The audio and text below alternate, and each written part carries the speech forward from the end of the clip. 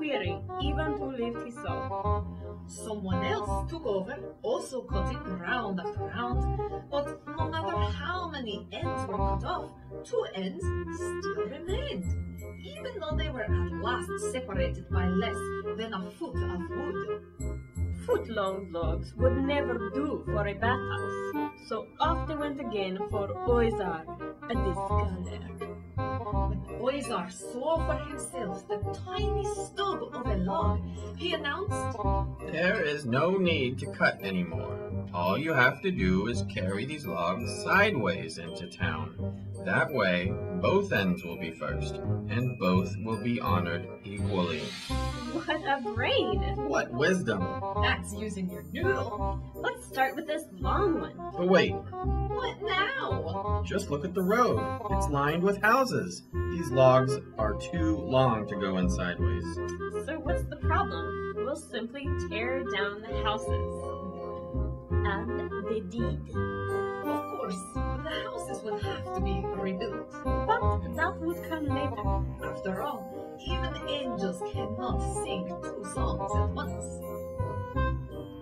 As you might expect from such lovers of puzzles, the dinosaurs of Chelm spent much time inventing and answering riddles.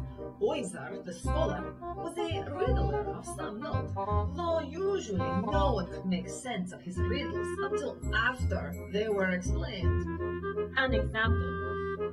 Why does the dog wag his tail? Because the dog is stronger than the tail. Otherwise, the tail would wag the dog. Another. Why does the hair on a dinosaur's head turn gray before the hair in his beard? Because the hair on his head is at least 20 years older than the hair in his beard. Oizar's own favorite was more complicated. What is green and whistles and hangs on the wall? We give up.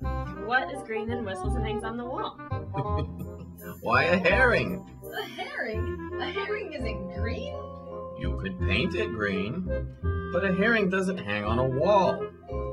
If you wanted to, you could hang it. But there's never been a herring that whistled, and there never will be.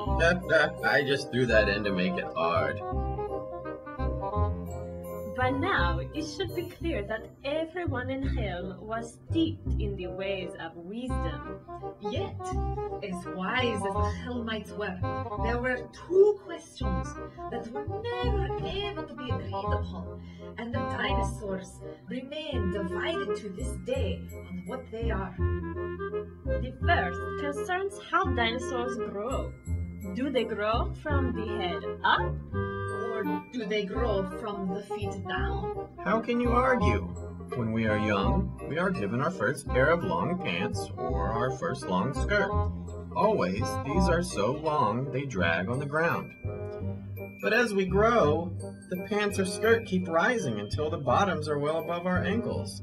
That proves beyond a doubt that a dinosaur grows from the feet down. No, it's the other way around. Just look at a line of marching soldiers. At the bottom, their feet are all on the same level. But when you look at their heads, you'll see that some are higher than others and some are lower. And that shows that we grow from the head up. The other unsolved question had to do with a simple piece of bread and butter. As long as anyone could remember, it had been an accepted truth that if you dropped a slice of buttered bread, it would always fall butter side down. Then, some of the younger sages of Chelm decided to look into the matter. When they announced their conclusion, it created an uproar. It's not true that a piece of buttered bread always falls buttered side down.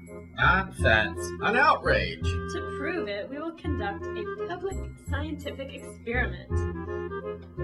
On the announced day, the town square was filled with seekers of the truth.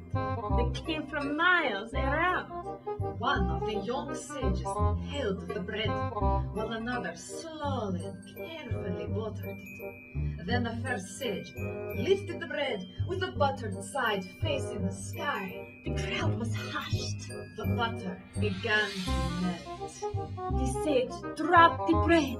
It fell, buttered side down. Aha! Buttered side down. That proves we were right all along. Not at all. It only proves that we buttered the wrong side. Now that you know how the dinosaurs of Chelm think and what makes them so wise, we leave you to answer those two unsettled questions for yourself. Of course, some of you might be thinking, why answer such questions? I am no fool. But remember what the good dinosaur folk of Chelm always say. If you claim you are not a fool, you only show your ignorance. For is it not written that the world was delivered into the hands of fools? And we ask you, is this not the world? The end.